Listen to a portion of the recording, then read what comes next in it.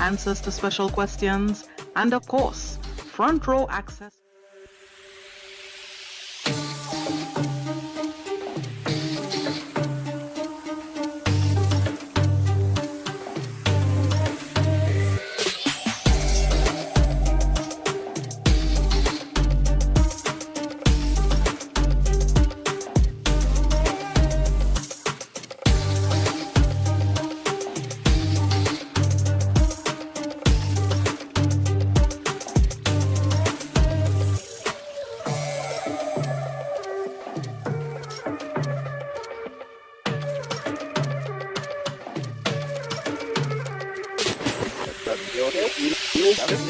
The Tobago House of Assembly will reconvene for a special sitting on Wednesday, November 12, 2025. Get updates on motions, answers to special questions, and of course, front row access to heated debates. Wednesday, November 12th, we begin at 10 a.m. with the 47th sitting of the 2021-2025 session of the Tobago House of Assembly. As usual, you can either come in or tune in. Either way, don't miss it.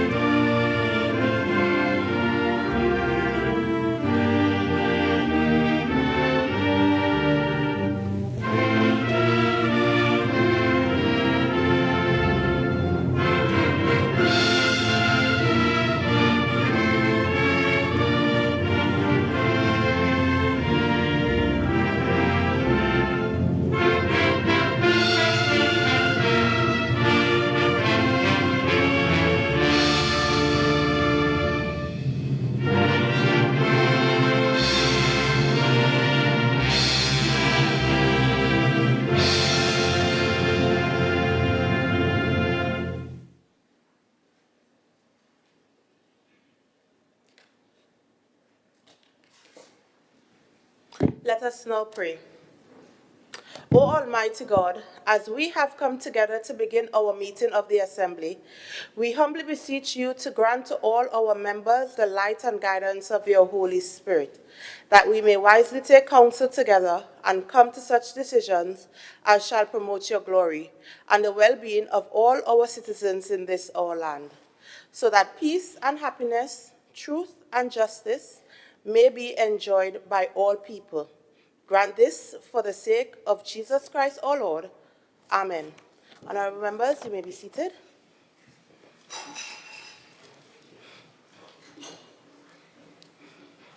Oath of allegiance of a new member. Announcements by the presiding officer.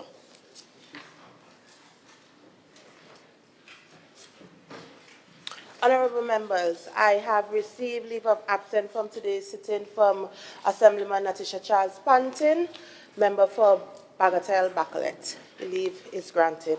And may I also say welcome to the members in the gallery and a special welcome to our second runner-up at Mastana Bahar, Junior, Miss Mia Vipa. Welcome, Mia.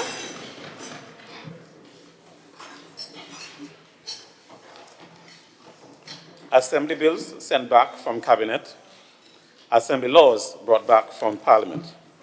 Petitions, papers, presentation of reports from Dispute Resolution Commission, select committees, Chief Secretary questions, questions to secretaries, Questions for oral answer. Minority Councillor, Mrs. Daniel Benoit. Thank you, Madam Presiding Officer. Question number 281 to the Secretary of Tourism, Culture, Antiquities and Transportation, Councillor Tashia Burris. Councillor Burris. Thank you, Madam Presiding Officer. As it relates to the funding for sports tourism activities, can the Secretary clarify the following? A, what is the policy for funding sport tourism activities? B, what is the cost to the THA to host the Dodds diving event? C, what was the justification for funding the Dodds diving event held on August 9, 2025 in Charlottesville, as opposed to the Tobago International Cycling Classic? Madam Presiding Officer, the policy to guide decision-making, the Division of Tourism, Culture, Antiquities and Transportation, alongside the Division of Community Development, Youth Development and Sports, have developed a matrix for evaluating sporting events for financial support. This matrix policy shall be soon presented to sporting bodies for promotion and refinement before it becomes a fixed policy, and a draft can be made available to the minority bench. B, the cost to host the Dodds diving event, the total cost was $2,003,997. And C, why Dodds diving versus the Tobago International Cycling Classic? So key points of comparison. The nature of the relationship with respect to the Dodds diving event. This is a 3-year partnership modeled and anchored by a licensing fee paid by the THA. The Tobago International Cycling Classic is a sponsorship model reliant on annual funding from the THA and other sponsors. Dodds covers major costs including airfare, meals, accommodation, prize money, medals, trophies, local transportation, equipment, international TV and social media crews and production services. However, the Tobago International Cycling Classic relies on the THA and other sponsors to absorb event costs, particularly accommodation for cyclists, a practice not recognized as tourism promotion, in excess of 500,000 TT last year, and they only produced 65 cyclists, half of whom came from Trinidad. In terms of revenue and financial sustainability, Dodds diving, from 2026, the THA will receive 50% of local advertising revenue, and 4 major local advertisers have already signaled interest, and this event has the potential to become a cost-neutral or revenue-generating one for the THA. However, the Tobago International Cycling Classic total sponsorship exceeds $500,000, but provides no real attraction for international cyclists. The event has not reformed its business model to attract stronger commercial or international backing. In terms of exposure, Dodds diving is described as the fastest growing adventure sport in the world, with online viewership records of 50 million persons amplified by athlete vloggers. However, the Tobago event has already been featured in 2 1-hour Dutch and French specials on their largest networks, and negotiations have been completed with a major international sporting network for the 2025 to 2027 broadcast rights. And the exposure value for Destination Tobago is estimated in the hundreds of thousands of US dollars. However, the Tobago International Cycling Classic participation has been limited to only 65 cyclists, more than half from Trinidad. It is not a UCI-sanctioned event, and this reduces international competitiveness and interest. Also, the low prize money offered provides little incentives for top-tier international athletes to participate. In terms of sustainability and viability, the Dodds diving partnership model ensures shared revenue and long-term viability, and it has the potential pathway for the event to operate at no net cost to the THA. However, the Tobago International Cycling Classic, despite millions of dollars of support from the THA over the years, their current model is unsustainable, and we have also recommended reforms to redirect resources from accommodation to enhance prize money, to improve event management, to regain UCI sanctioning, to attract international cyclists seeking ranking points. And unfortunately, these recommendations have not been implemented, and without this necessary reform, the event risks continued decline. So basically what Dodds is an opportunity for a partnership approach for the Tobago House of Assembly to host high-level international sports tourism events that not only allow international visitors to come into the island to participate, but through these television rights for persons in other destinations to see firsthand the destination and all that we have to offer. However, the Cycling Classic is an activity that, unfortunately, if we continue to support, we don't see it having a turnaround in the short to medium term. Thank you. Presiding Officer, thank you. As it relates to international visitors, so outside of the competitors, is the Secretary able to indicate us or quantify how many international visitors came for this event? Madam Presiding Officer, I'm unable to provide those figures. Yes, Madam Presiding Officer, the member also spoke to a policy being prepared and will be disseminated. Is the member willing to indicate how the time frame for the completion of the policy? I am advised that the policy is completed, so it's just a matter of doing the stakeholder consultations to have it disseminated and decided upon.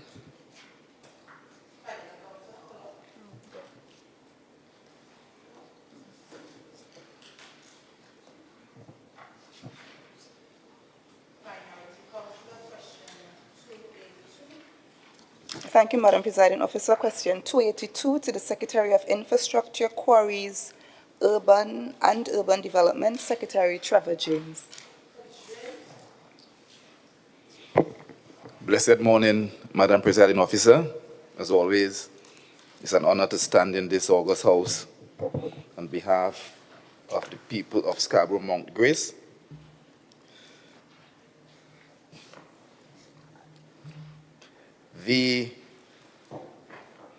As of September 30th, 2025, the expenditure under the rent and lease program for the URP, the commitment was $3.544 million. Paid to date, $2.816 million. The outstanding balance to be paid, $722,000. Under the recurrent side of the division,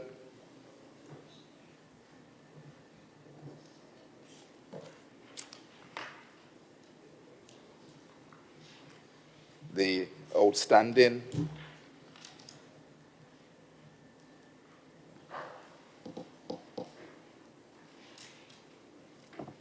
let me combine.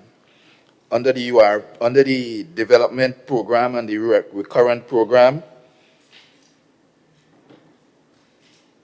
we had invoices valuing $9,353,150.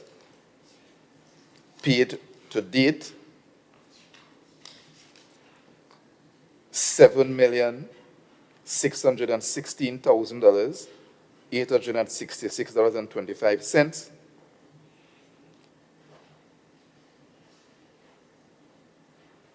with a balance of $14,705.25.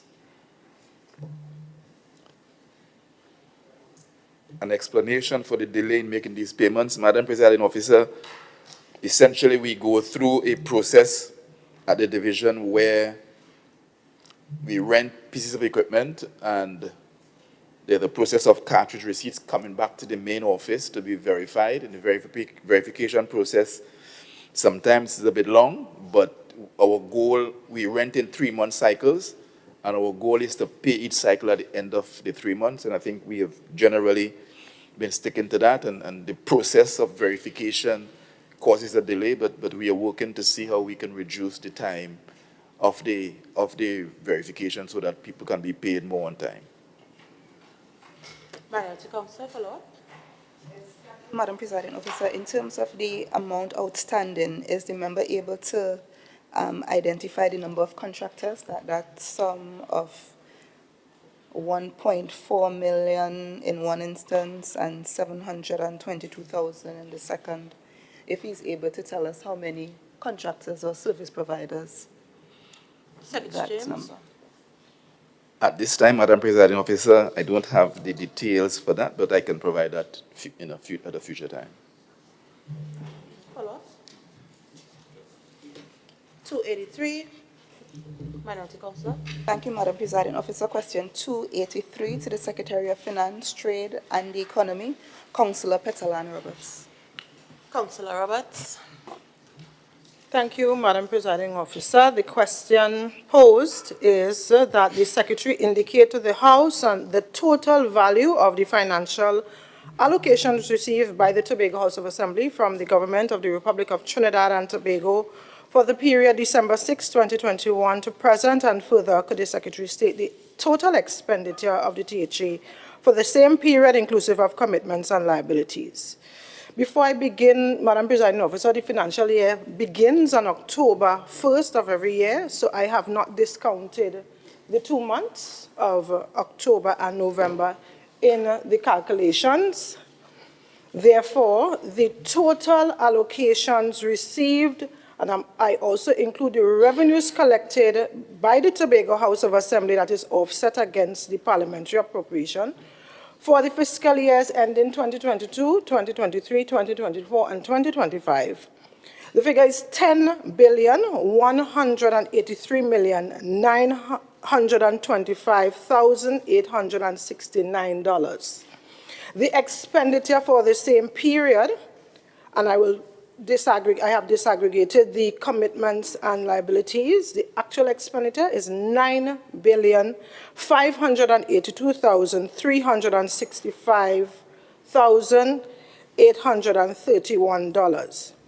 The total commitments and liabilities, and I've included one long-term liability, which is the bond financing that we are expected to pay in 2027. The total liabilities and commitments to date is $680,774,000. Follow up, Minority Councillor. No? Question 286, Minority Leader. Question 286 to the Secretary of Infrastructure. Assemblyman James.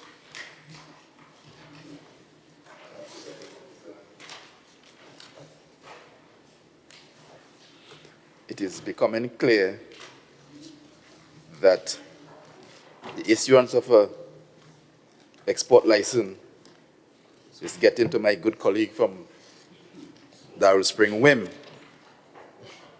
I can see no records that the Division of Infrastructure had a line item under which $60 million was allocated to spill to acquire plants, any crushing plant.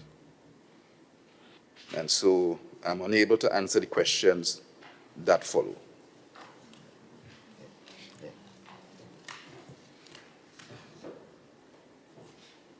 Is that the response? Yes, Madam Presiding Officer. Follow up, Minority Leader. Madam Presiding Officer, well, just for clarity, this question has been on the order paper for quite some time, so unless I have a crystal ball, I cannot understand the initial response. And just for clarity, this question emanated from the reprioritization presentation, where it was indicated that $60 million will be allocated to spill. So we are simply trying to find out from the line secretary whether in fact that $60 million was allocated or not. Assemblyman James. The allocation for spill in 2022, 2023 was $4 million. 2023, 2024, $4 million. 2024, 2025, $4 million. Follow up, Minority Leader. So I would just want to find out if given the allocation received, whether SPEL was able to invest in the new crushing plant as was indicated at that presentation. Assemblyman James. Madam Presiding Officer, I have no recollection of the Secretary of Finance saying that they were going to allocate $60 million. Right? A man like money, so $60 million would have been a big thing. So I have no recollection of that. And the money on the allocation for SPEL is to supplement SPEL's operational expenses, given the fact that we inherited, we came into office, a crushing plant that was 33 years old, and one that was 15 years old, and mobile equipment that was past 15 years old, and therefore the cost of repairs was significant. And the THA over the years, before we came to office as well, was allocating monies in order to assist SPEL in reducing their operational expenses. Final follow-up, Minority Leader. So just for clarity, can the member confirm whether SPEL or whether there was any intention by SPEL to acquire new equipment to improve the production capacity, including a crushing plant? Assemblyman James. I'm tempted to read a letter received at my office on the 7th of November, where a company is requesting of me to assist them in getting SPEL to give them blast material, presumably for a crushing plant somewhere in Trinidad and Tobago, to give them blast material to compete with SPEL. And I think these questions are connected to what this request is connected to what the minority leader is trying to ask. But let me say this.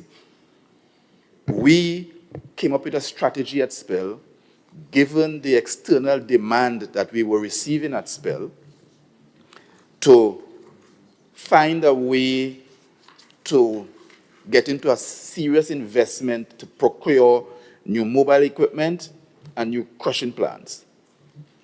And that strategy was to secure an export license, because from the sale of aggregate externally, SPEL would receive the necessary foreign exchange with which to repay that loan. And so the intention at SPEL has been from my time, yes, to buy new plants, to buy new equipment, to increase production. And the way we could have justified that was being able to sell material externally, and my good friends, colleagues in Trinidad, determined that we will not be permitted to do such. Today, he's coming to ask these questions. Question 287, Minority Councillor.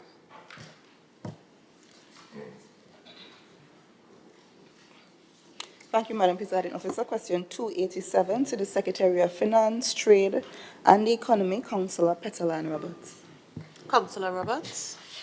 Thank you, Madam Presiding Officer. The question posed is asking with respect to tenancy, both rental of property and lease of plots to EID cut. Can the Secretary list the names of the companies and the nature of business of all the new tenants onboarded from December 6, 2021 to present? So I was advised by the management of the Eco-Industrial Development Company of Tobago that the following companies hold lease agreements and are tenants of the Cove the Industrial Park under EID Cut's purview.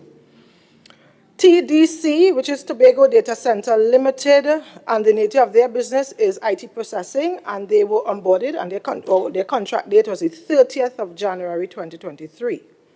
The second company, KK Construction and Designs Limited, contract date the 9th of January 2023, and the nature of their business is architecture, construction, and contracting. The third company, Emergency Training Institute of Trinidad and Tobago Limited, their contract was renewed on the 9th of December 2022, and the nature of their business is education and training. Bar Estate Limited, date onboarded the 31st of March 2023, and they are into light beverage manufacturing. The fifth company, Catch the Wave Solutions Limited, onboarded on the 30th of April 2024, and the nature of their business is education and training, or audio visual. The next company is the Audio Ultimate Experience Limited. They have a letter of intent because they have not yet received contract. 8th of May 2023 for education and training is the nature of their business. Indilime TT Limited signed a letter of intent on the 28th of August 2024, and the nature of their business is light manufacturing. Follow-up, Minority Councillor.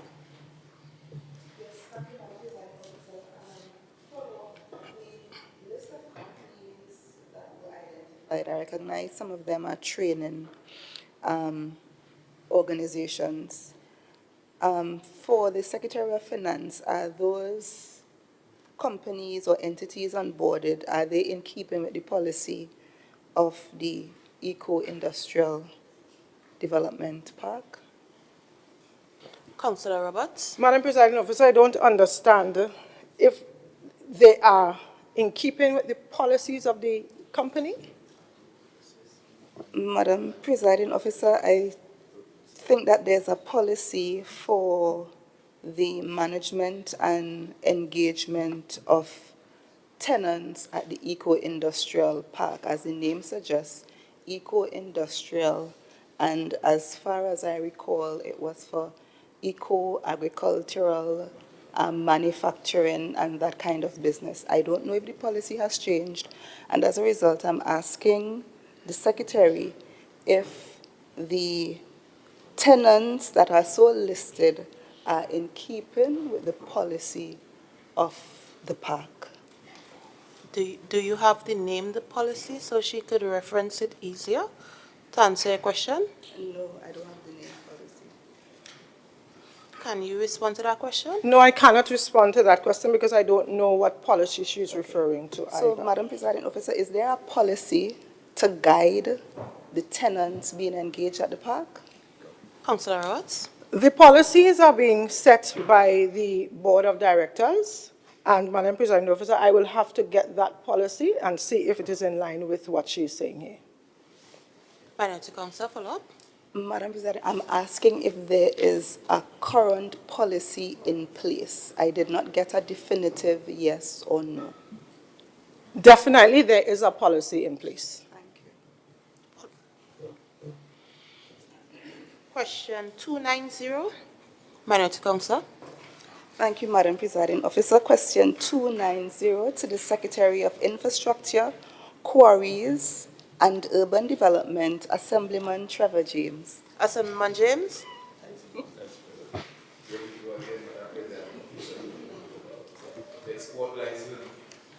Is a border. Let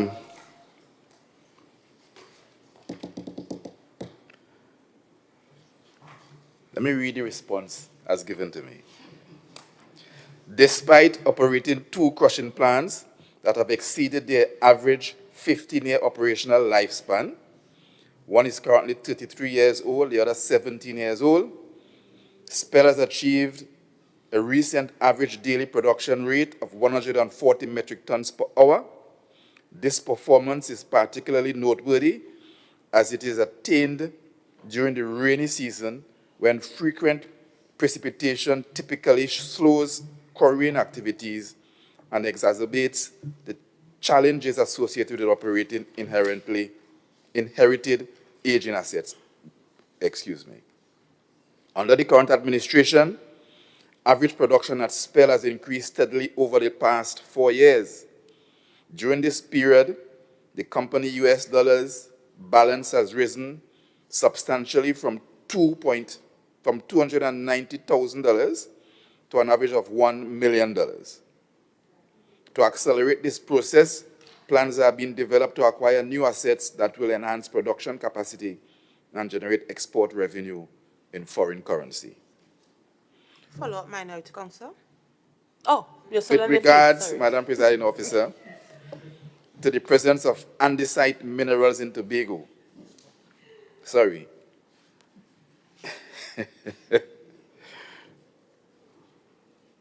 Spell has a mineral called andesite, and we possess the greatest export potential of aggregate produced in Trinidad and Tobago. Spell is strategically positioned to capitalize on regional export opportunities. This will enable the company to earn the US dollars required to fund planned capital expenditures and further strengthen its operational and financial performance.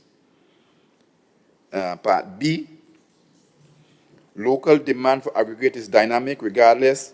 Spell currently has a stockpile of different sizes of aggregate, including 9.5 millimeter, approximately 4 metric tons, 4,000 metric tons, I beg your pardon, 19 millimeters, approximately 4,000 metric tons, and crusher run, approximately 5,000 metric tons. Follow-up, Minority Council. Part B to the question, I am not sure if the member answered. Is the production at a level sufficient to adequately meet the existing local demand? And I didn't hear whether or not all the figures that was quoted in terms of the production, if it can meet adequately local demand. Assemblyman James. I'll read that again slowly. Spell has in stockpile today, this was received last night, Spell has in stockpiles of yesterday, on the ground, 4,000 metric tons of 9.5 millimeter, 4,000 metric tons of 19 millimeter, and 5,000 metric tons of crush run. So despite the demand in Tobago over the last month, Spell has reserve stockpile on the ground today, which means that we have excess material. Follow-up, Minority Councillor.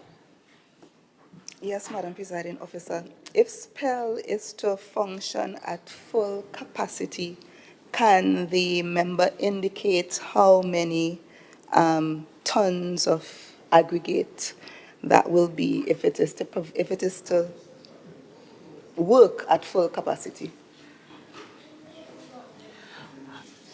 Assemblyman James. I don't have the production capacity of the new equipment we will acquire at hand. Existing. I did say that currently we are working at producing the rate of production of the plants we now have is 140 metric tons per hour. That's the rate we have been achieved at production. And at that production, we have on the ground still 4,000, and 5,000 metric tons. I don't know how clearer that could be. Thank you. Final, is there a processing license for Spell? Or does Spell have a processing license? A processing license? Yes.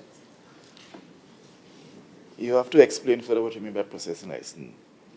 We have a blasting license, and we have a quarry license, and now an export license.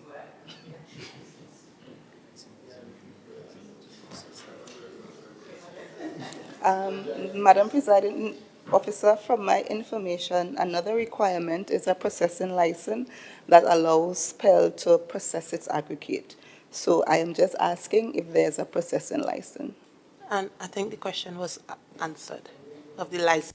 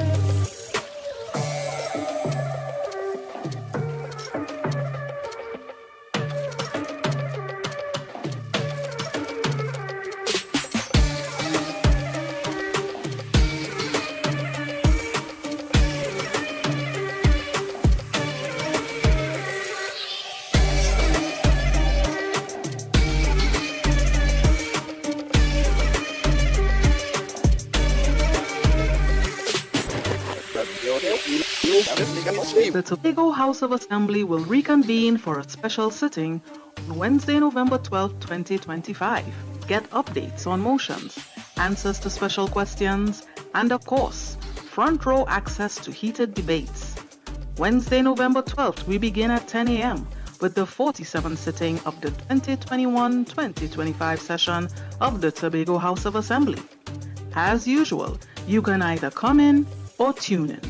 Either way, don't miss it.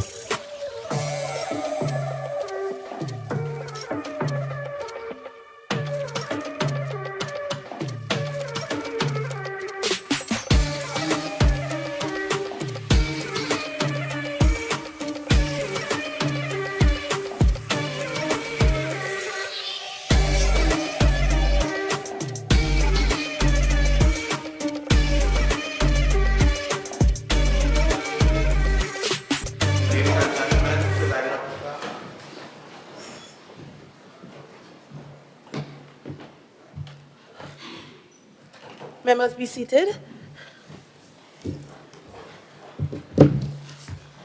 Minority Council, that question was asked and answered. And unfortunately, you have exhausted your follow-up questions. Question 291, Minority Councillor.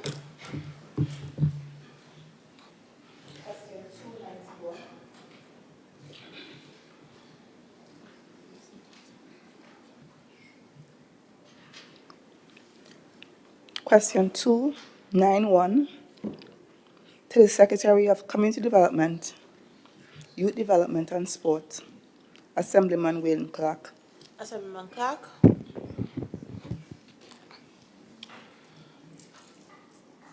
Can the Secretary state the current policy governing the use of community centers on the island of Tobago, including the procedures for accessing the use of these facilities and any applicable fees or restrictions? Madam Presiding Officer, the respective village councils are granted authority to manage the day-to-day operations of community centers within their communities. The responsibilities of the village councils are as follows: oversee daily management, bookings, and maintenance of the facilities, establish and collect fees for the use of these centers, ensure proper upkeep and community access. The role of the Division of Community Development, Youth Development and Sport provides technical and advisory support to assist the village councils in effectively carrying out their management functions. This technical support includes maintenance assistance, training sessions, monitoring and evaluation. The advisory support includes policy guidance, governance support, operational planning, community engagement advice. Procedure for accessing the facilities. Community centers. The requests for the use of community centers are made directly through the managing village councils. Applicable fees and restrictions. Rental fees are set and administered solely by the respective village councils. Fees vary based on the type of facility and the nature of the event. Caution fees apply and must be paid before use. Facilities are to be used for lawful community-oriented purposes. Minority Council follow-up.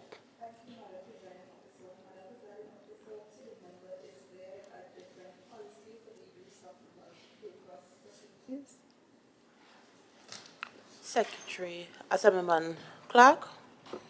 Madam Presiding Officer, with all due respect, I came prepared to answer a question about the governing of community centers.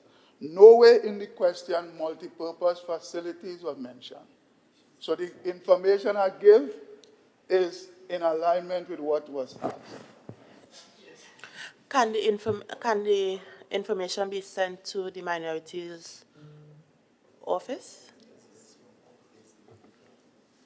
Madam Presiding Officer, sure, if that question is asked. Madam Presiding Officer, I'm just asking if the policy for multipurpose facility use is the same as that for community centers. Okay, listen, he just stated he didn't have, and he would provide the information to you. Okay. So, next follow-up question, please.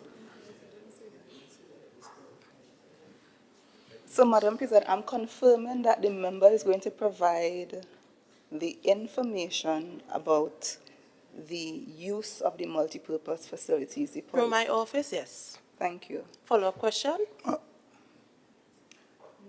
Madam Presiding Officer, I just want us to be very, very clear here as we proceed.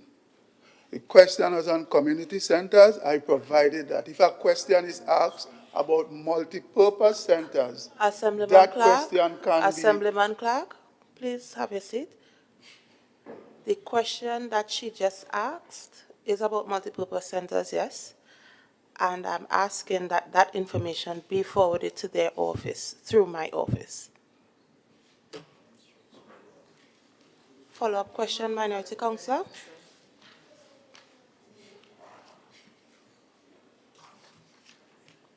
Question 292, Minority Councillor. Thank you, Madam Presiding Officer. Question 292 to the Secretary of Finance, Trade and the Economy, Councillor Petalana Roberts. Councillor Roberts. Thank you, Madam Presiding Officer. The question was asked in light of the Prime Minister's statement on Tuesday, 4th November in this House, indicating the disbursements to the Tobago House of Assembly will be made on time. Can the Secretary inform this House whether the THA has in fact received its full allocation for the current quarter? If yes, the Secretary state the amount received. We have not received the full amount for the quarter, and I will indicate the amount that we received so far on the 23rd of October, in keeping with the Appropriation Act. And Madam Presiding Officer, if you allow me to just read the Appropriation Act of Act number 25 of 1964, which states, and I'll just read section 3, where an Appropriation Act has come into operation before the commencement of a financial year, the Minister may, for the purpose of meeting expenditure necessary to carry on the services of the government until the expiration of 30 days from the beginning of the new fiscal year, or coming into operation of the Appropriation Act for the ensuing year, whichever is earlier, authorized by warrant the withdrawal of monies in the amount not exceeding 10% of the total expenditure authorized by the Appropriation Act for the last past fiscal year. So we have received the 10% of the last fiscal year, which is 2025. So we received on the 23rd of October, 237,575,560 for recurrent and 20,500,000 for development program. Follow-up, Minority Councillor. Thank you, Madam Presiding Officer. So just for clarity, the member is saying that they have not received the allocation as was indicated by the Prime Minister. Madam Presiding Officer, I am also asking in terms of following up, could the Secretary indicate what was the request for the first quarter? Councillor Roberts. Madam Presiding Officer, these are figures that we don't have in our heads. If this was a question that needed to be answered, then I'd provide it. I don't have the quarterly figure that was requested. I don't have these figures in my head. Minority Councillor, follow-up question. Yes, Madam Presiding Officer, I'm just confirming that the THA did not receive the allocation for the first quarter. Minority Councillor, I'm sure that you heard the response from Councillor Roberts. Follow-up question, please. Yes, Madam Presiding Officer. Can the Secretary provide what was the first quarter request?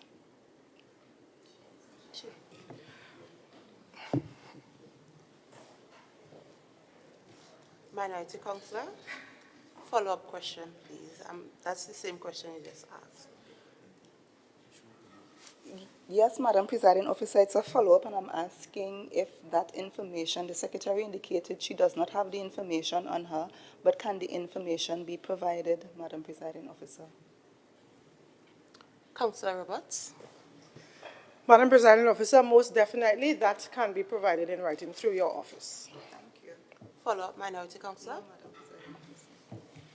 Question 293, Minority Leader. Question 293 to the Secretary of Infrastructure. Assemblyman James. Madam Presiding Officer,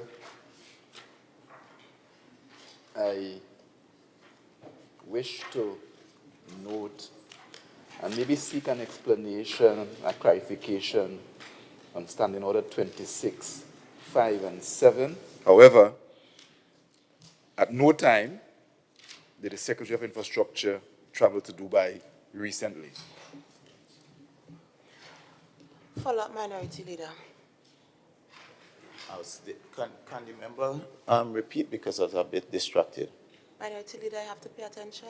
This is your question. Madam Presiding Officer. He didn't travel to Dubai. Follow-up question. Okay. There's no follow-up. Minority Leader, question 294. Is Secretary Pollard, Assemblyman Pollard here? No?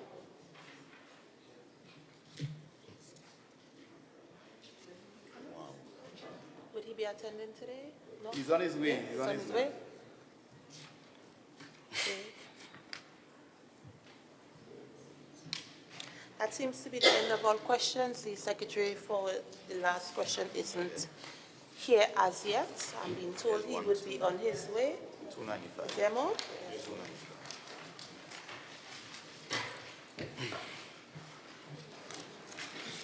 Yes, last one. Okay, good. Question 295. Minority Leader. Question 295 to the Secretary of Health, Wellness and Social Protection. Assemblyman Brebner. Thank you, Madam Presiding Officer.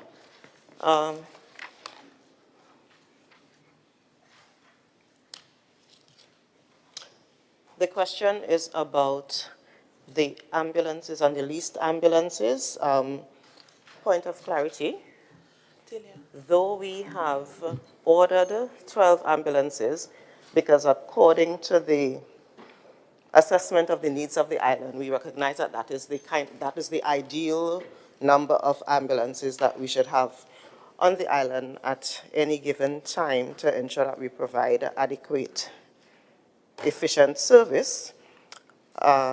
The arrangement that was made included us having those delivered on a phased basis, Madam Presiding Officer, so that they are not all delivered at the same time, and therefore they do not come to the end of their life at the same time, which is what happened with the last set of ambulances that was procured maybe 15 or so years ago, which is why we are in the position we are in now, where we have to provide options to supplement the service. Currently, we are leasing ambulances, so the answer to A is yes. The cost of those thus far for financial 2022 to 2023, ambulances were leased for two specific reasons. For the Commonwealth Games that we had at that time, because it was used to supplement because of the volumes of people we had on the island, and we needed to ensure we could provide that service. The cost at that time was $209,250. For 2023-2024, So my error, in 2022-2023, we only leased ambulances for the Commonwealth Games. 2023 to 2024, that is where we leased ambulances for two different reasons. The first was for the Tobago October Carnival, and the cost associated with that was $87,750. And then, if you would remember, probably a day or two before Christmas, we announced that in essence, we really only had one functioning ambulance on the island, and we took a decision to lease additional ambulances for the day-to-day services that were available. The cost for 2023 to 2024 for that daily service was $4,050,000. So for 2023 to 2024, the total was $4,137,750. For financial 2024 to 2025,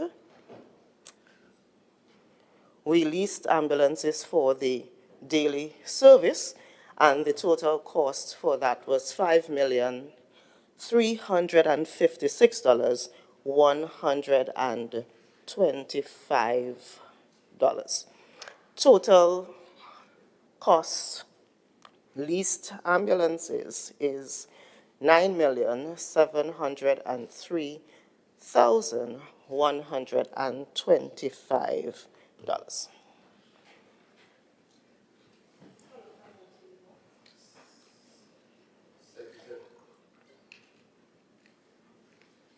Secretary, given that the cost of an ambulance is average $700,000, and we have now spent $9 million over a period of only 1.5 years to lease 4 ambulances, does the Secretary consider this value for money?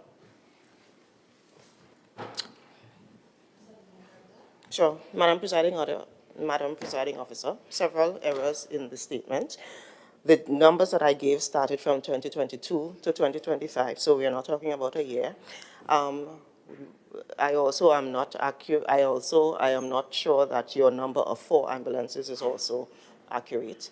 But I am actually happy, Madam Presiding Officer, that this conversation is happening, because one of the things I think the average person does not understand is that even though when we go to the hospital or to the health center, we do not pay at the time of receiving service. And even though when we get our pay slips, we see the health surcharge coming out, and it's a relatively minuscule figure. People don't realize that the cost of healthcare is actually quite large. As a matter of fact, the Division of Health, Wellness and Social Protection has to give a subvention to the Tobago Regional Health Authority of over $40 million.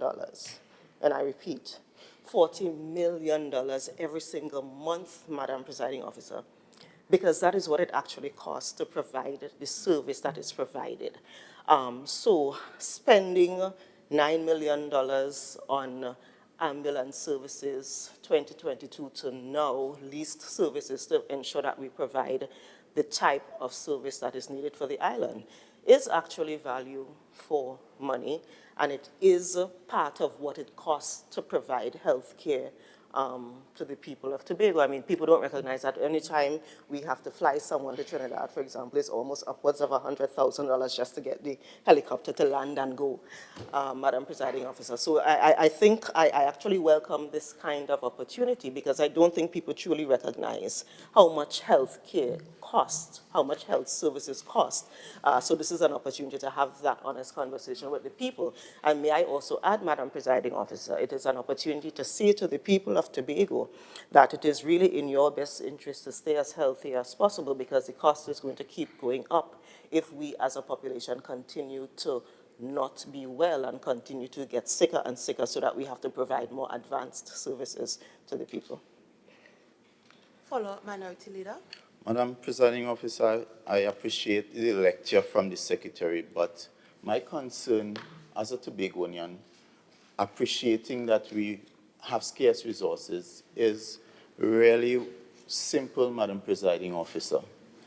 Given that the procurement for ambulances were approved and settled in 2023, and to date, 2025, we are still leasing ambulances to the cost of $9 million, which could have actually purchased over 7 ambulances.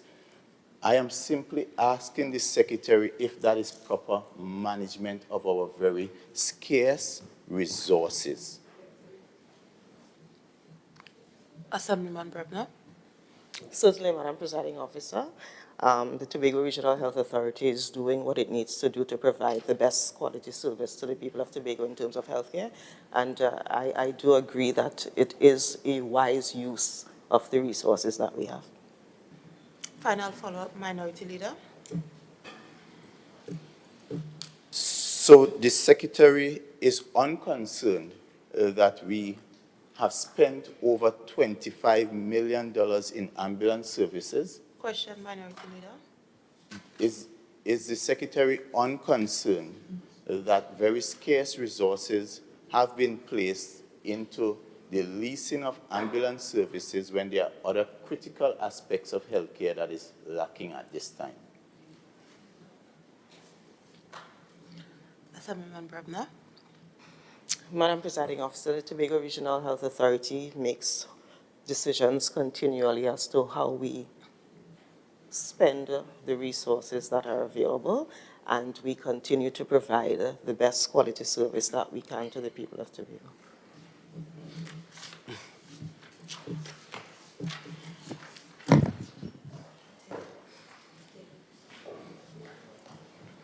Request for leave to move the adjournment of the Assembly on definite matters of urgent public importance.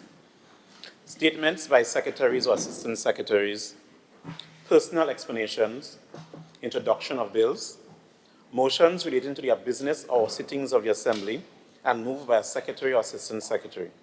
Public business, motion. Assemblyman Hackett, Leader of Assembly Business.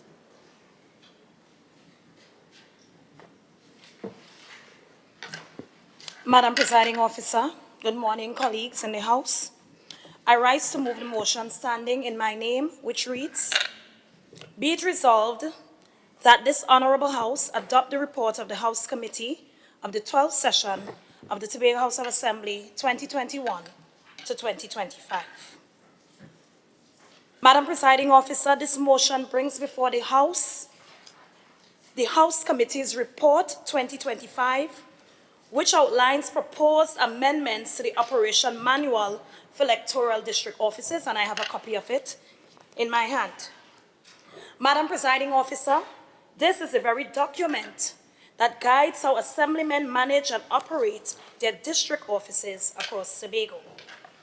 This manual, and the copy I have in front of me, reads to a last amendment during the 2017 to 2021 session, that's the 10th session of the Tobago House of Assembly, has served as a useful reference for the administration of district office operations. But Madam Presiding Officer, as the island's social and economic landscape continues to change, so too must the systems, policies, and plans that underpin our work as representatives of the people change. Madam Presiding Officer, this review by the House Committee was simply not a matter of revising figures or adjusting formulas. No.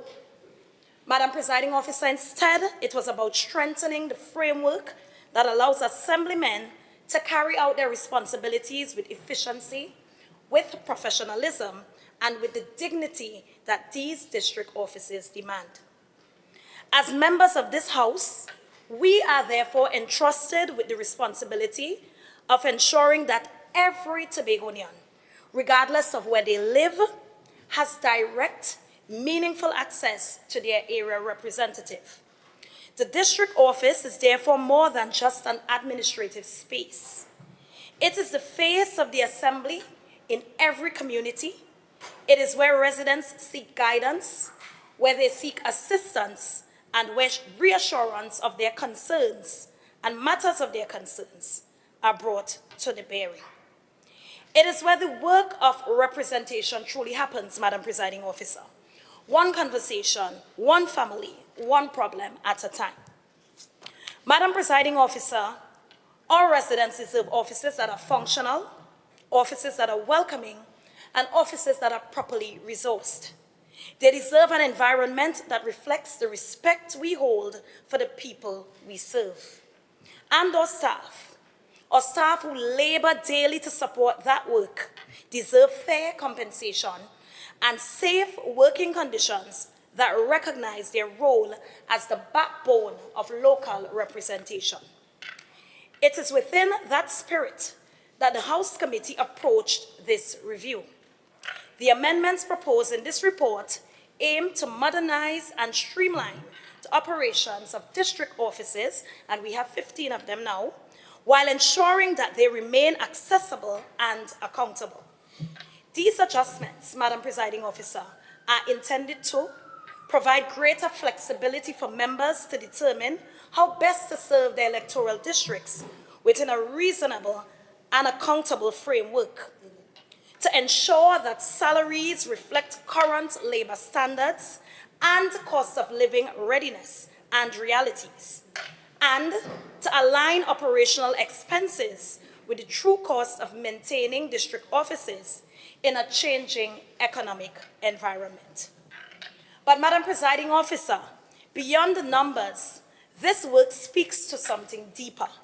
It speaks to the respect and to the seriousness with which we approach the office of the Assemblyman itself. We want our district offices to be places of dignity, spaces that communicate order, accessibility, and of course care, spaces that uphold the integrity of the Assembly and the trust of the public. Madam Presiding Officer, as we continue this work into the next term of office, there are additional matters that will require our attention. Among them, the issue of security for district offices, the need for greater accessibility for residents that need this type of inclusion, and of course, who may be differently abled, and the continued enhancement of office standards across all districts. These are matters that the House Committee has already begun discussing, and we hope which will share the advancement of the next session of this Honorable House. The work of the committee, therefore, is ongoing. It does not end with the passage of this report. Rather, it represents a renewed commitment to refining how we serve, how we operate, and how we uphold the dignity of public office here in Tobago. Madam Presiding Officer, my colleagues will, in due course, expand on the specific areas, though briefly, of amendment contained within this report, and of course, address in greater detail the provisions related to accommodation, to staffing, and to operations. But as the chair of the committee, I wish to emphasize that our guiding principle throughout this process has been simple: to strengthen representation by strengthening the systems that support it. It is our hope that these improvements will not only enhance the way we serve, but also bring our Assembly closer to the people it was created to represent. And therefore, Madam Presiding Officer, with these few words, I commend the House Committee's report 2025 to this Honorable House for its consideration and eventual adoption. Madam Presiding Officer, I beg to move this motion standing in my name. Honorable members, the question proposed is, be it resolved that this House adopts the report of the House Committee of the 12th session of the Tobago House of Assembly 2021 to 2025.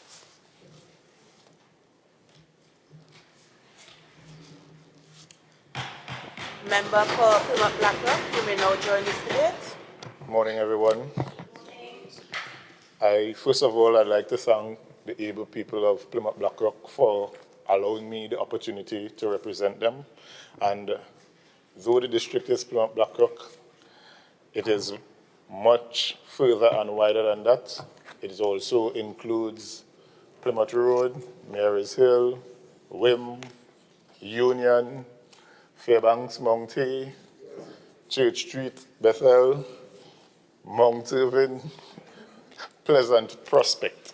And I think based on naming out all of those areas, I am the perfect person to speak on this portion of the amendments of the operation manual for the electoral district offices. Madam Presiding Officer, I rise today in support of the amendments of the operational manual for the electoral district offices, the 10th edition, 2017 to 2021, proposed by the House Committee.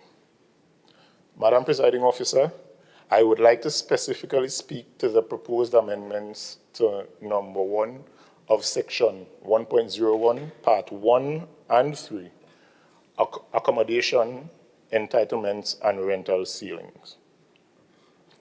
The amendment focuses on the revision of,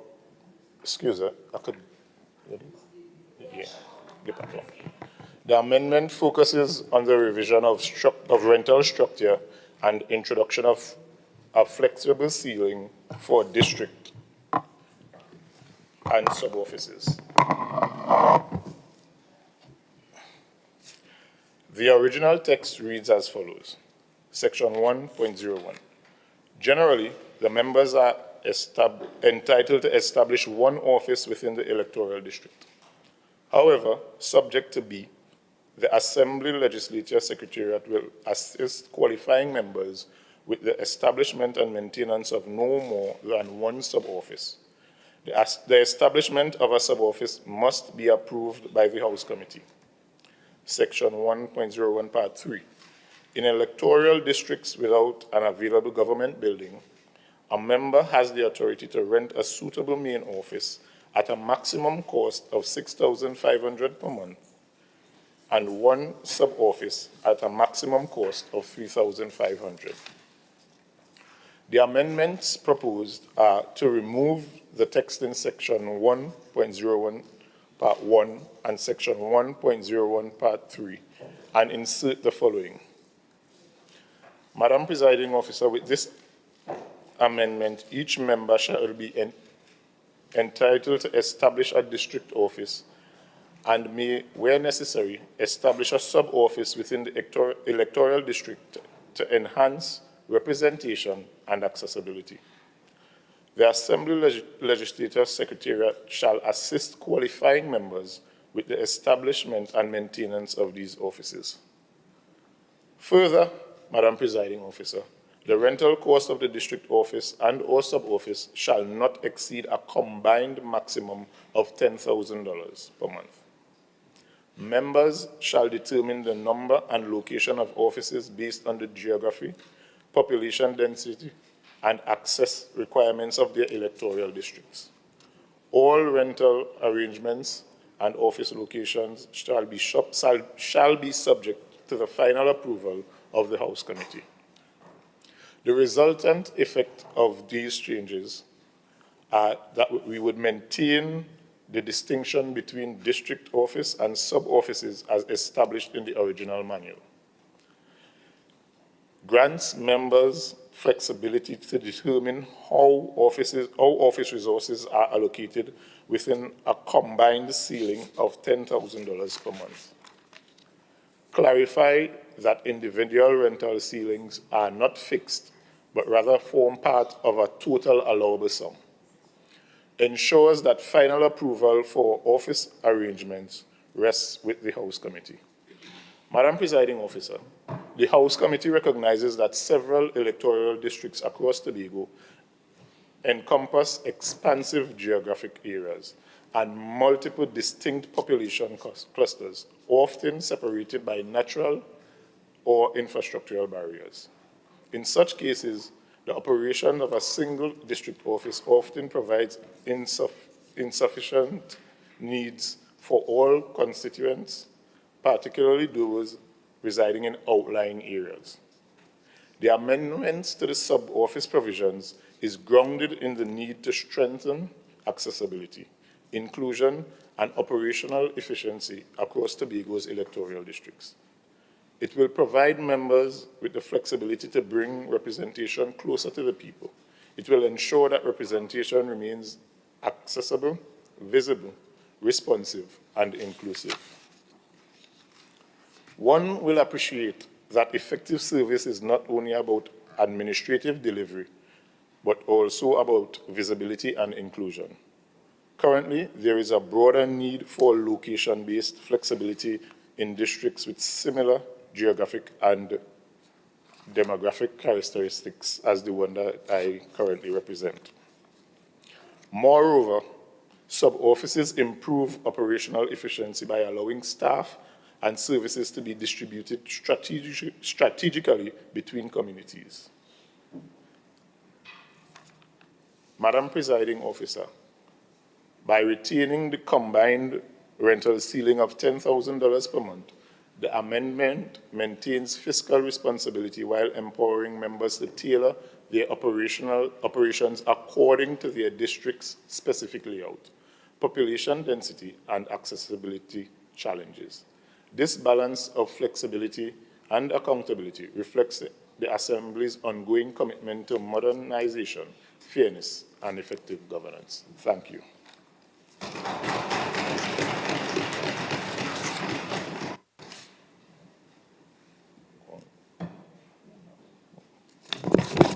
Do we have any more contributors? Okay. You give way? Member for Lambo Lowlands, you may now join this debate.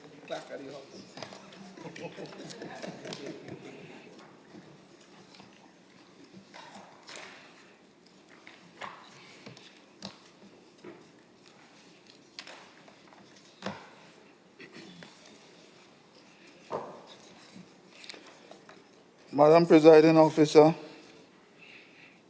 thank you for the opportunity to contribute to this motion. And let me once more thank the people of Lambo Lowlands for giving me the opportunity to represent them.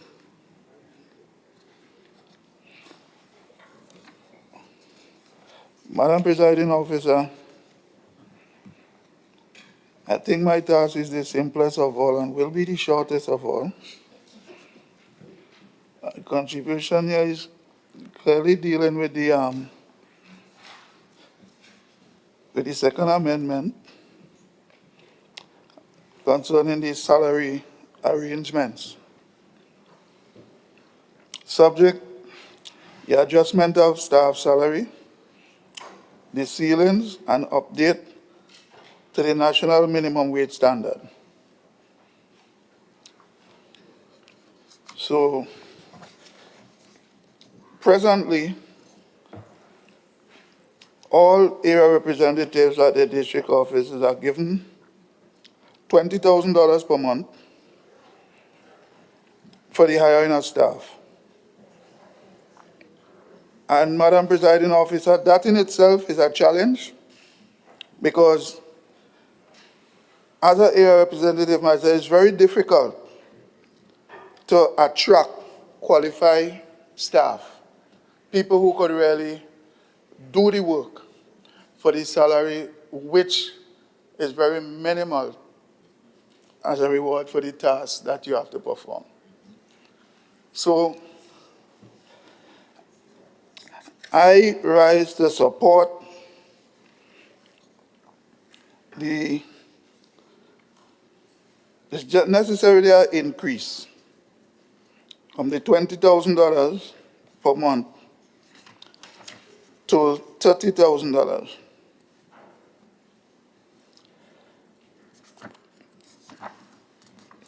This don't need a long explanation. It simply says that if you have to have the proper people to do the work, then these people must be paid properly.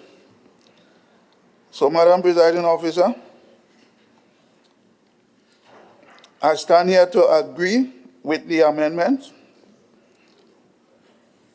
And basically, with the projected increase, I think we all, as area representatives, stand to have much more efficiency and much more qualified people to carry out these roles and functions. I thank you, Madam Presiding Officer. Member for Darrell Spring Rim, you may now join this debate. Madam Presiding Officer, good morning. And I stand here proud, a representative, as we welcome one of our rising stars to this honorable house in the public gallery, young Mia Bipak, and of course, her grandmom, Miss Pulwati Bipat, who is but one of the real leading spiritual religious persons in Tobago representing the Hindu faith. Welcome to the public gallery of the People's House, the Tobago House of Assembly Legislature. Madam Presiding Officer, of course, I'd want to thank, and I know last sitting I perhaps temporarily took leave of my seat, but I'm here to reclaim it today. And thank, the resilient, loyal, and faithful residents of the electoral district of Darrell Spring Wim, who they have understood that notwithstanding the limitations of office, that their interest has always been placed first when it comes to this era representative, and therefore it is quite relevant that we are having this paper laid today from the House Committee. And I'd also like to call to the attention of Tobagonians to recognize that notwithstanding what you may see play out in social media there and etc., when it comes to the work of the people of Tobago, we all do take it serious, and this paper again is testament to that. I rise in support of all provisions of the amendments, including this one at section 3.0 that speaks to really revising the operational expenses that we all incur as area representatives. As you would recall, Madam Presiding Officer, when these provisions were put in place, there was nothing like internet. There was nothing, the prices of supplies, basic cleaning supplies, etc., is not where they are now. As every time you go to the supermarket, we all have homes, you'd recognize that prices are in fact getting more and more expensive. And therefore, what would have been acceptable and affordable maybe 10 years ago is no longer affordable at this time. And therefore, I really want to put to this House that amendment that specifically treats with the operational expenses moving from 5,800 to a total of 7,500 for one office and 10,500 for two offices. So we are amending the current total allocation from 5,800 to 7,500 for one office and 10,500 for two offices. Because I'll share as an example,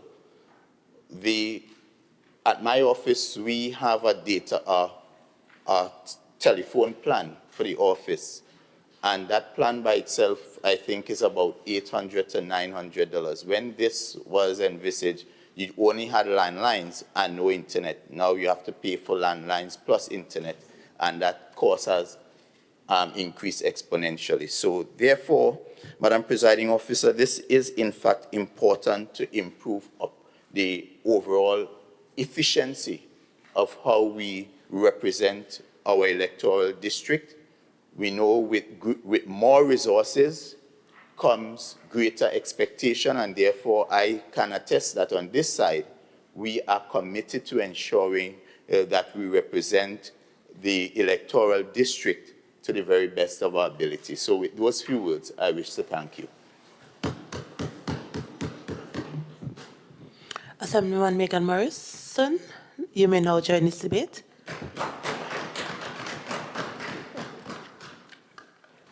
Thank you, Madam Presiding Officer. I seek leave of 42.7 that I can read my presentation, ma'am. Leave is granted. Madam Presiding Officer, colleagues all, members in the viewing gallery, those online. As area representative for the electoral district of Mount St. George Goodwood, I am beyond pleased to contribute to this motion in particular. As a non-member committee, I applaud the work of the House Committee and for bringing this report in time so we can bring better representation to the people of our electoral districts. I rise today to speak briefly on the significance of the amendments of the House Committee's report for 2025. And more importantly, how these changes can transform the way we represent and serve our communities across Tobago. The operational manual has long served as an administrative backbone to our district offices, guiding members of the Assembly in how we manage our resources, our staff, and the daily affairs of our electoral districts.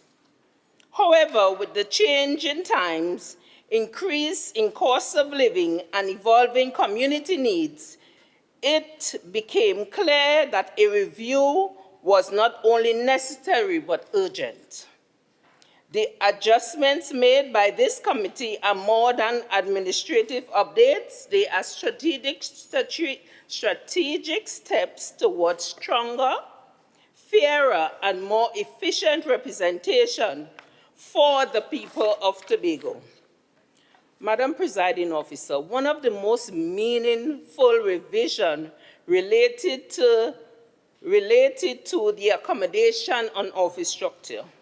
Members are now granted a flexibility to manage both a main office and a sub-office with a combined rental ceiling of $10,000, as my colleague stated before.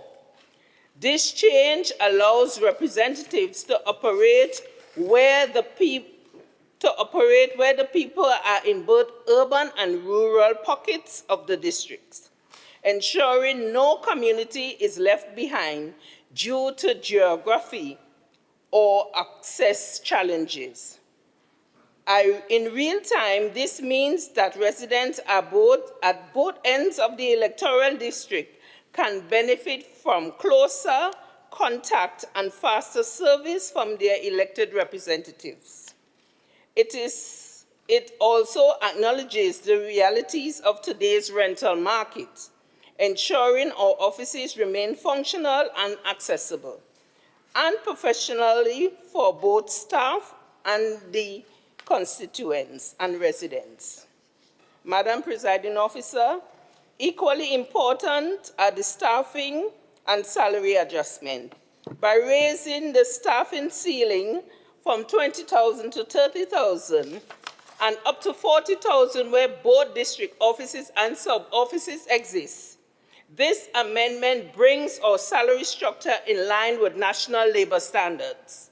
It also accommodates Tobago's unique workforce realities, where cost of living and specialization and administrative skills have shifted significantly in recent years. The updated minimum and maximum salary range ensures that staff are fairly compensated, motivated, and retained, leading to higher productivity and continuity in service delivery. A strong team behind each assemblyman is what ultimately translates to strong representation for our people. Additionally, Madam Presiding Officer, the increase in operational grants allocation form from 5,008 to 7,005 and 10,005 per month, of course, depending on if you have one or two district offices. These adjustments may seem technical on paper, but their efforts is deeply community-based, where our offices can operate effectively with reliable utilities, adequate maintenance, and functional communication systems. It allows representatives to focus on people's concern rather than the administrative shortfalls. Madam Presiding Officer, these amendments collectively strengthen the institutionalized capacity of the Tobago House of Assembly. They reaffirm our commitment to transparency, accountability, modernization, and governance. More importantly, they demonstrate that this House is listening to the needs of both our staff and our districts.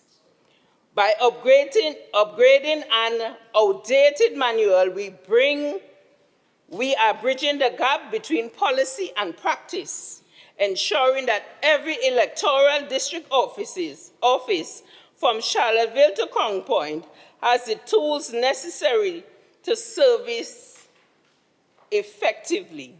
In conclusion, these changes are not merely administrative, as I said prior. They represent investment in Tobago's democratic process. They empower members to serve with great reach, stronger systems, and renewed purpose.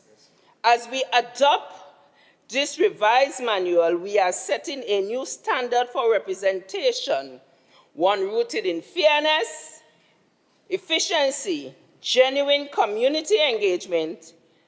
The people of Tobago deserve nothing less.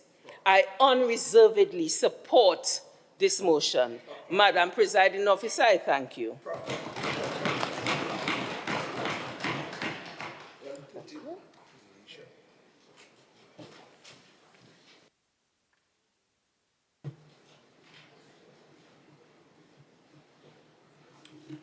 Leader of Assembly Business, we will now wrap up this debate.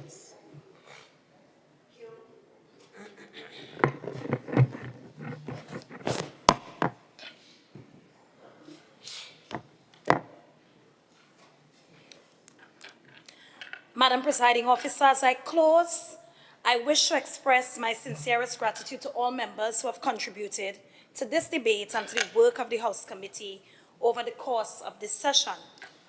Before I close, I wish to now recap the amendments so members of the listening gallery and Tobagonians at large can hear what we've been amending over the past session. Amendment number 1, and there are 3 such amendments, to Section 1.01, Items 1 and 3, Accommodation, Entitlement, and Rental Ceiling, found on pages 7 to 8 of the Operations Manual. And the subject of this amendment is a revision of rental structure and introduction of flexible ceiling for district and sub-offices.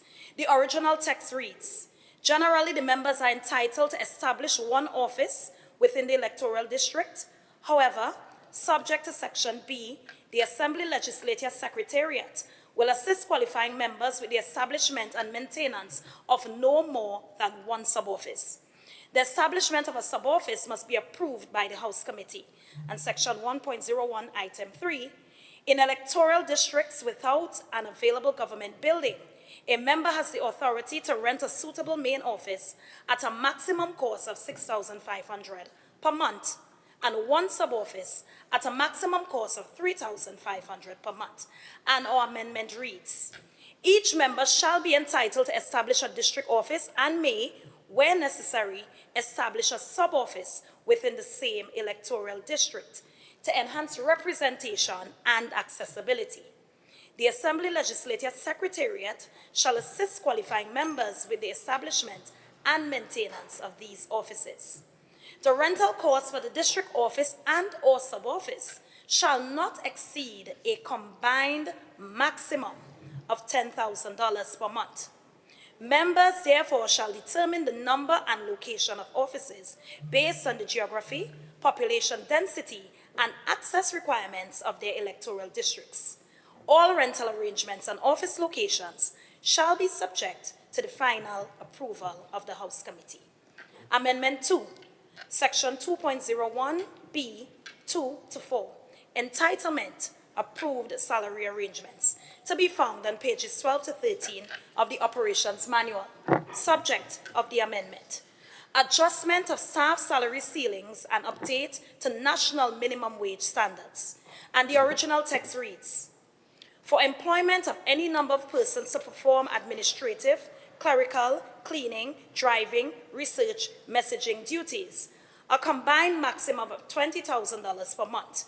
3, in areas where sub-offices have been approved, members will be permitted to employ up to 2 persons at a combined maximum of $5,000 per month.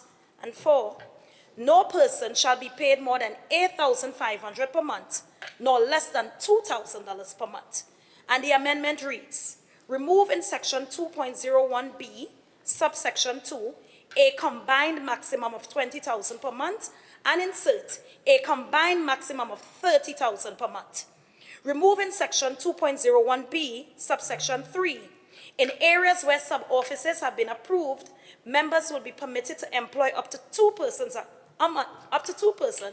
at a combined maximum of $5,000 a month, and insert: where a member maintains both a district office and a sub-office, an additional allocation of $10,000 per month shall be permitted for staffing, bringing the total allowable salary expenditure to $40,000 per month. Remove in section 2.01b4, no person shall be paid more than $8,500 per month, nor less than $2,000 per month, and insert: no person shall be paid more than $10,000 per month, nor less than $3,553.33 per month, consistent with the national minimum wage of $20.50 per hour, effective January 1st, 2024. And amendment number 3, section 3.01 of the Operations Manual, entitled Operations and Entitlements, pages 15 to 16. Subject of the amendment: revision of operational grant allocations. And the original text reads: operational expenses currently a total $5,800 per month and as allocated as follows: utilities, $2,000, routine maintenance, $500, postage, stationery, janitorial and general supplies, $3,000, mobile phone allowance, $300, for a grand total of $5,800. The amendment reads: remove the existing text and insert the following: operational expenses shall be allocated as follows: utilities, $2,500 for 1 office, $5,000 for 2 offices. Routine maintenance, $500 for 1 office, $1,000 for 2 offices. Postage, stationery, janitorial, general supplies, to be moved from, $3,000 to $4,000. Mobile phone to be moved from $300 to $500 per month. The total operational grant shall therefore be $7,500 for 1 office and $10,500 for 2 offices. Madam Presiding Officer, these allocations reflect updated market costs and ensure that members can adequately maintain their district operations.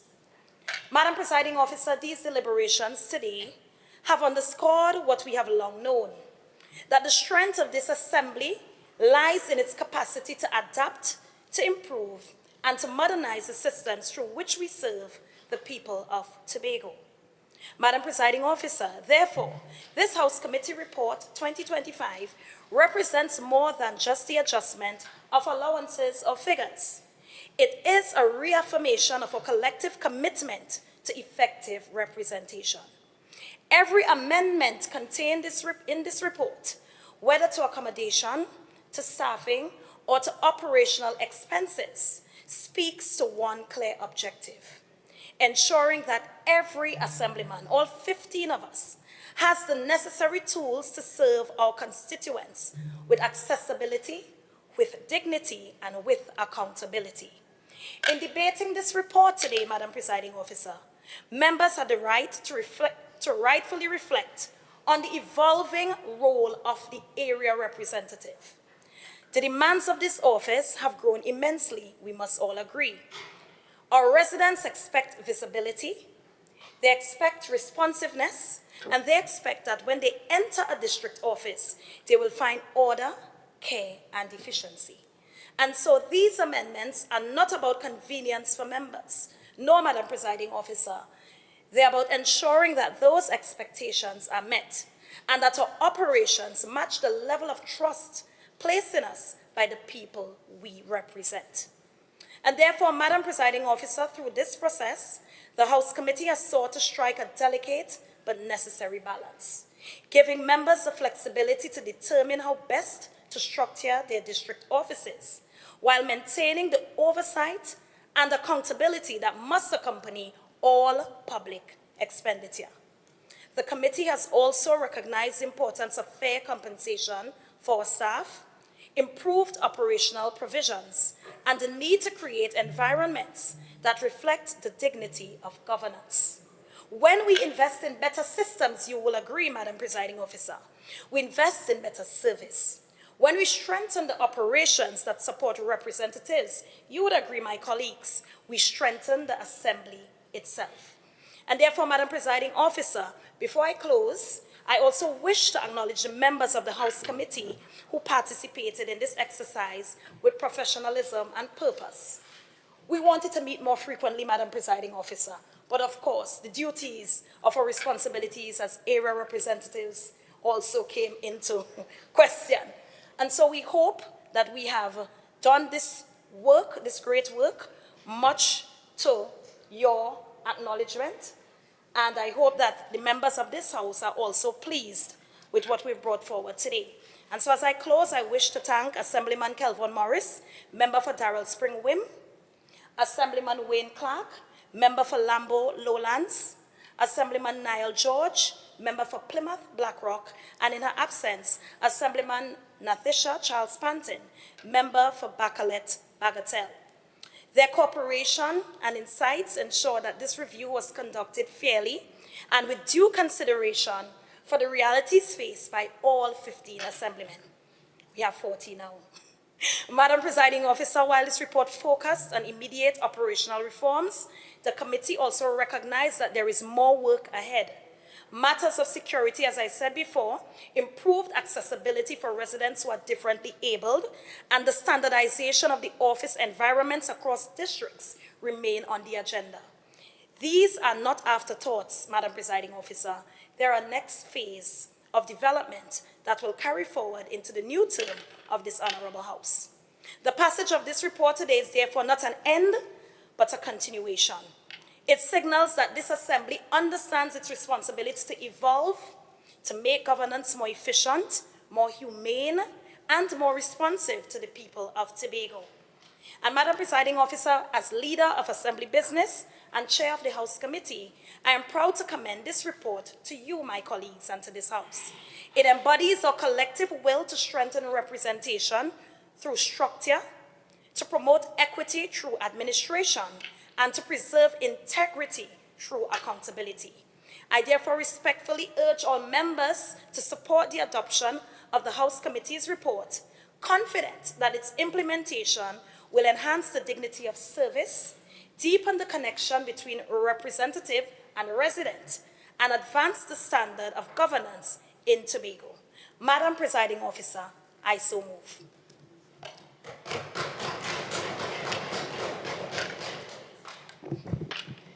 Honorable members, the question put is, be it resolved that the House adopts the report of the House Committee of the 12th session of the Tobago House of Assembly 2021 to 2025.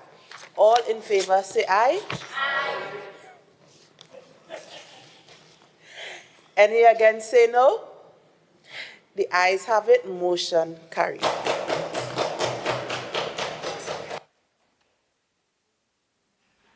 Honorable members, it's 3 minutes to 12. I am proposing we break for lunch and return at 1 o'clock. All in favor say aye. Aye. Any against say nay? This House now stands suspended for exactly 1 hour. We will resume at 1 o'clock.